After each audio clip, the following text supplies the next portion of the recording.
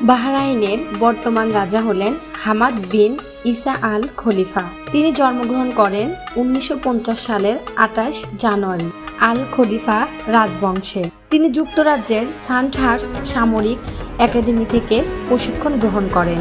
1999 সালে পিতার মৃত্যুর পর তিনি বাহরাইনের আমির হিসাবে ক্ষমতায় আসেন। 2002 সালে বাহরাইনকে রাজতন্ত্রে রূপান্তর করে নিজেকে ঘোষণা করেন রাজা হিসাবে। তার শাসনে আসে রাজনৈতিক ও সামাজিক সংস্কার, সংবিধান পরিবর্তন, সংসদ পুনর্গঠন এবং নারীর অধিকার অগ্রগতি ঘটে। তবে 2011 সালে আরব বসন্তের সময় দেশে বিক্ষোভ দেখা দেয়।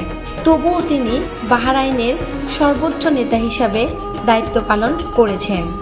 তার ছেলে সালমান বিন হামাদ আল খলিফা বর্তমানে ক্রাউন প্রিন্স ও প্রধানমন্ত্রী।